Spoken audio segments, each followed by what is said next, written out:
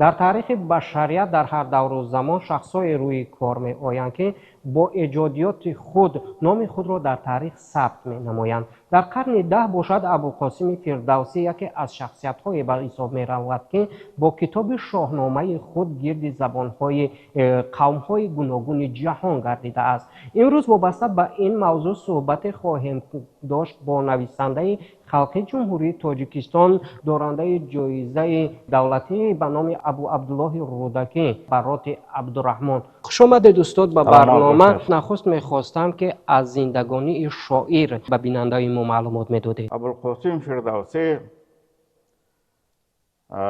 дар соли 934 дар деҳаи божи водии тус ё вилояти тус ба дунё омадааст. дар боғи бисёр бошукӯҳ, зебо ва пурмеваи падараш, ки дар он ҷо зиндагии осудаҳолона дошт. боғи падараш аз ғояти зебоӣ фирдавс мегуфтанд, фирдавс. ва дертар ҳамон фирдавсӣ лақабашро аз ҳамон боғи падараш мегирад, яъне фирдавс. фирдавсӣ яъне зодаи фирдавс, яъне ҷойгоҳи фирдавс. ҷавонии фирдавсӣ дар оғӯши ҳамон деҳаи тус бо илмомӯзӣ, бо азбар намудани шеърҳо, махсусан шеърҳои устод абдуллоҳи рӯдакӣ, ки дар дарбори Наср ибни Аҳмад бисёр нуфузи баланд дошт ва шеърҳояш дар тамоми Хӯросон паҳн мешуд, онҳоро азбар мекард ва овозаи шоириву шеърнависии рӯдакӣ, махсусан дар бораи достони Калилаву Димна, достони қасидаи модари май ба Хӯросон паҳн шуда буд ва ӯ абулқосими фирдавсӣ дар бораи овозаи рӯдакӣ, дар бораи шеърҳои рӯдакӣ шунида буд, медонист ва азбар мекард. ва деҳаи Тус яке аз деваҳои бисёр бошукӯҳи Хӯросон аст ва дар он ҷо абулқосими фирдавсӣ ба камол расида бештар ривоятҳои халқиро дар бораи достонҳои подшоҳони қадима, дар бораи қаҳрамонони қадима, дар бораи давлатмардони аҷам мешунид ва онҳоро азбар мекард. устод чӣ боис гардид ки абулқосими фирдавсӣ ба навистани шоҳнома машғул гардид? ҳангоме ки фирдавсӣ 17 буд, дар ҳамон Хӯросон, волии Хӯросон ки худаш аз Тус буд, зодаи Тус буд, бо номи Абу Мансур Абдуразоқи Тусӣ, ӯ волии Хӯросон ва сарлашкари Хӯросон буд ва аз асилзодаҳои ҳамин эрониҳои қадим ба шумор мерафт.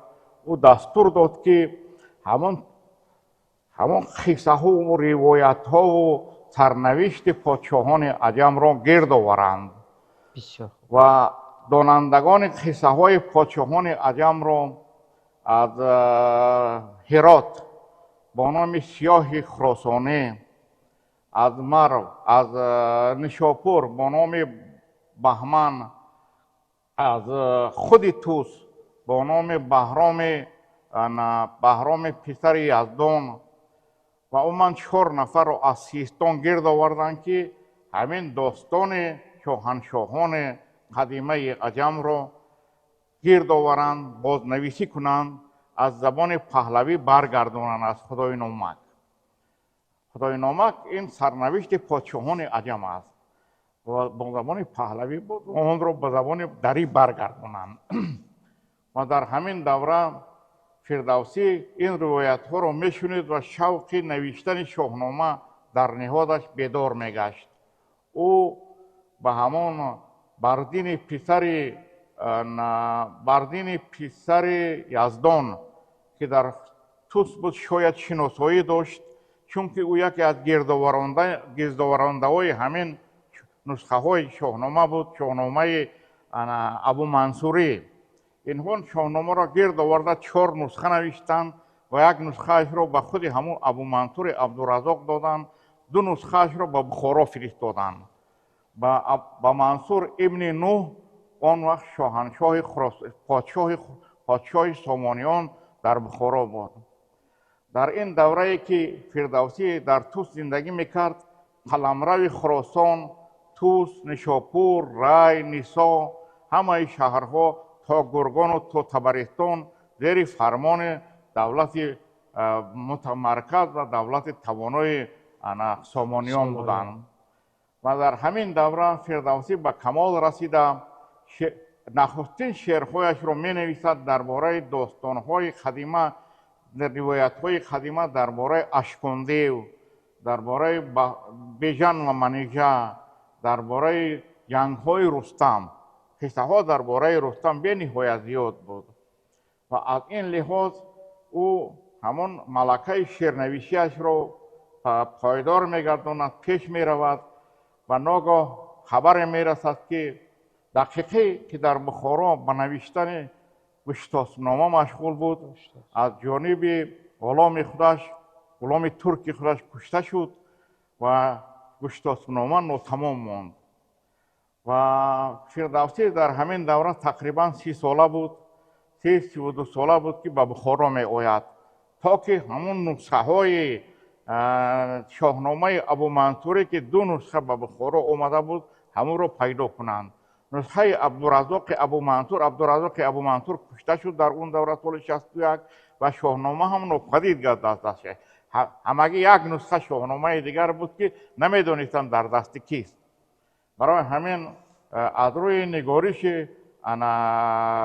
ریاحی، ابوالمومن ریاحی که قطر کلان در برای شاهنامه دارد، می نگارد که او به بخارا آمده جستجو میکند و میخواهد که به نزد همون شاهنشاه سامانه، به نزد منصور ابن نوح درآید و رخصت مثلا همون خواندن همون کتاب را گیرد. لیکن زمانه آرام بود. فردوسی چند مدت در بخارا سرگردان می شود و همون نسخه شاهنامه که شاهنامه ابو منصوری که در بخارا بود دسترس کرده نمیتواند و ناچار سالهای 966 در سن 33 سالگی به وطن برمیگردد. همون شاهنامه ابو منصوری را در خود توس به دست می‌دارد با یاری دوستش عبدالمومن بازرگان و به نوشتن سال 967 به نوشتن شاهنامه سر میکند. والی موجوده خراسان وعده میدهد که تو شاهنامه را بنویس، به هر بیتت میگوید 1 دینار طلا میدهند. در زمان زندگانی شاعر وضع منطقه و جهان در چه سطح قرار داشت؟ این دوره بود که دوره پریشانی ناآرامی در دولت سامانیان. سال 999 به بخارا بغراخان الیخان یعنی بغراخان قراخانی لشکر کشیده بخارا را گرفته بود. در بخارا پریشانی بود، گرچنده که بغراخان برگشته به همون بلساغون رفت و این نگاه نکرده همون پریشانی ها سرلشکرانی که بیکتوزون و دیگر سرلشکران یعنی ترک تبارها، سرلشکران ترک، آنها مثلا همون موقع پادشاهان سامانی را تنگ کرده بودند و در این دوره نوح ابن منصور پسر منصور که در آن وقت هنگام آمدن فردوسی پادشاه بود و از دنیا گذشته بود، به جای او پسرش نوح ابن منصور پادشاهی میکرد. سال 94 هنگام تمام شدن شاهنامه فردوسی در اندیشه میماند که شاهنامه را چیکار کند. در این دوره پریشانی که ملک گرفتار ملک سامانیان گرفتار پریشانی هست، گرفتار جنگ و تلاش و پیکارها هست، آیا می توانند که این شاهنامه مرا قدر کنند و این شاهنامه را بپذیرند؟ او در اندیشه می رود و بعد چند سال، سال 999 بعد از کشته شدن آخرین پادشاهان سامانی پسران مثلا همون نوح ابن منصور، نامش ابوالحارث و عبدالملک، اینها را اسیر میگیرند. همون الیخان دویم علی ابن الیخان دویم بار دویم به بخارا حمله میکند بعد مرگ نوح ابن منصور و پریشانی در بخارا پیدا می شود و همه سلسله خاندان سامانیان را اسیر گرفته و балатоғун мебарад ва узганд мебарад. дар узганд инҳоро асир мекунад ва ягона намояндаи хонадони сомониён аби иброҳими мунтасир ки ман дар бораи он китоб навиштам, ман аби иброҳим вопатин подшоҳи сомонӣ. ва дар ин давра фирдавсӣ наметавонид ки дар давраи масалан талошҳои аз ҳад доманадори хонадони сомониён ва ба сари қудрат омадани қарахониён ин шоҳномаро ба бухоро биёранд ва фирдавсиро талқин мекунанд ки ту шоҳномаро навишта биде, мо мебарем султон маҳмуд ба ту ба ҳар як байташ як дирами тиллои холис медиҳанд.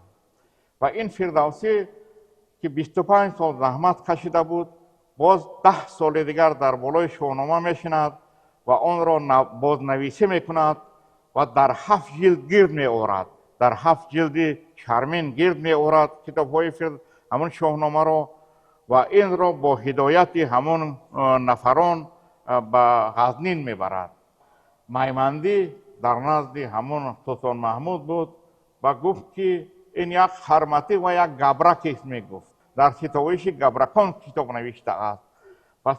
ва инро бадгӯӣ кард дар назди ҳамон султон маҳмуд. ва султон маҳмуд дар таърих ҳо ривоят аст ки вақте ки ҳамон шоҳномаро мехонданд, гуфт ки ту рустамро ситоиш кардӣ. рустам кист худаш? дар лашкари ман ҳазорон рустам ҳаст. баъд ин фирдавсӣ аз ҷой хесту таърихнигорон намин оварданд, гуфт ки яздони пок болои сар аст ва ман медонам ки рустам якест дар дунё. ва султон маҳмуд ранҷид ва ин подош додан 60,000 дирам. 60,000 дирам. вақте ки 60,000 дирамро овардан барои подошаш, фирдавсӣ дар гармова буд, тан мешуст. баъд дид 60,000 дирам, 60,000 танга. аз ғояти хашму ҳамон ноумедӣ 20,000 ҳамон дирамашро ба ҳамонбон дод, 20,000 дирамашро ба шаробфурӯш дод ва 20,000 дирами дигарашро ба ҳамон одаме ки ба ҳамон гумоштаи султон маҳмуд дод ки ин ҳаққи хизмати туст. як ҳаҷвияе навушт дар ҳаҷви султон маҳмуд: агар шоҳро шоҳ буди падар, маро бар сар ниҳоди тоҷи зар. агар шоҳро шоҳ модар будӣ, маро то ба зону будӣ зиму симу зар. яъне ки аз ҳамин ҳаҷвномаро менависад ки ҳаҷвнома иборат аз 100 байт аст ва ин ҳаҷвнома паҳн мешавад ва султон маҳмуд оғоз шуда мегӯяд ки фирдавсиро бидоред, дар зери пои филон мепартоем. ва фирдавсӣ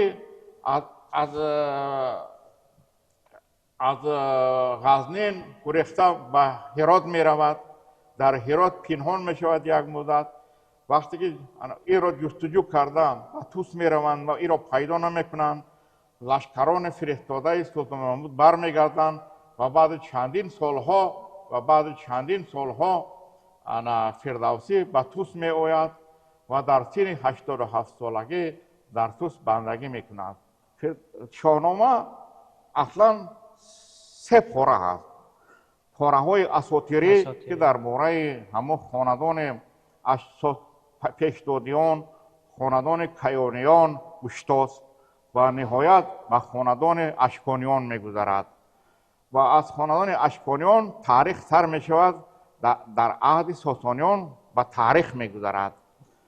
қисми дуюмаш ин қисми паҳлавониву асотирӣ ҳаст ки ин аз соми наримону золу рустаму суҳробу масалан ҳамонҳо қисса мекунад ва ин қисмати паҳлавонӣ дар бораи ҳамон кишваркушоиҳо, дар бораи ҳамон таҳамтаноне ки ватанро ҳифз мекарданд, дар ҳамон бахш аст.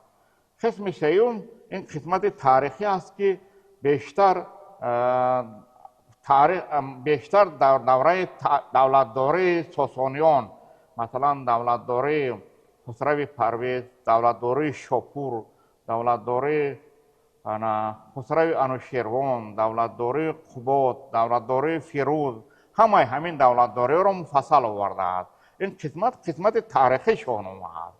асарҳо ман кӯшиш кардам ки ҳамин پیوسته همون سرنوشت عمومی خاندان سامانیان را که یک پاره خراسان در دست اینها بود و فردوسی در خراسان میدید، در توس خراسان همینها را چی میگوین روی کار آورم، روی ورق آورم. اینجا استاد باز کتاب دیگری در دست داریم وابسته به 25 سالگی استقلالیت جمهوری تاجیکستان از نام پیشوای معظم ملت برای هر یک خاندان تاجیکستانی از همین کتاب تحفه کرده می شود. آیا این چی پیام است برای مردم تاجیک که رو بیارن به شاهنامه خوانی؟ باور کنید که شاهنامه این شناسنامه ملت است. بله بله. شناسنامه ملت تاجیک، شناسنامه تاریخ پادشاهان عجم. این سرنوشت پادشاهان عجم است، سرنوشت گذشتگان ما است که در شکل اساطیری، در شکل مثلا پهلوانی و در شکل تاریخی آمده است. و این اقدامی که جناب عالی محترم امام علی رحمان با چاپ شاهنامه برای هر خاندان تاجیک اقدام کرده است، این اقدام خیلی بزرگ، اقدام خیلی شایسته و اقدام خیلی ناتکرار است. و هرچند که شاهنامه 4 مراتب در تاجیکستان پای در پای چاپ شده است و این چاپ پنجم است، ولیکن این نسخه هایی که پیشتر چاپ شده بودند این نسخه ها نسخه زیاد نیستند، برای همه دسترس نیستند و برای همین اقدام جناب عالی که به هر خاندان شاهنامه تقدیم میکند اقدام خیلی ارزنده، شایسته و اقدام بزرگ است. از این خاطر من هم امیدوارم که همین شاهنامه را در خانه هم داشته باشم، چون که این شاهنامه تاریخ گذشتگان ما، سرنوشت گذشتگان ما، شناسنامه ملت ما می باشد. تشکر زیاد استاد برای ابراز اندیشه. یادآور میشویم که با ما بودند نویسنده خلقی جمهوری تاجیکستان، دارنده جایزه دولتی به نام ابو عبدالله رودکی برات عبدالرحمن. هدف ما تاجیکان به گذشته احترام کردن است و در اساس آن این روز را ساختن است و برای نسل‌های آینده میراث گذاشتن است. تا برنامه‌های دیگر، برنامه‌های شبکه جهان ما ادامه دارد. خیر.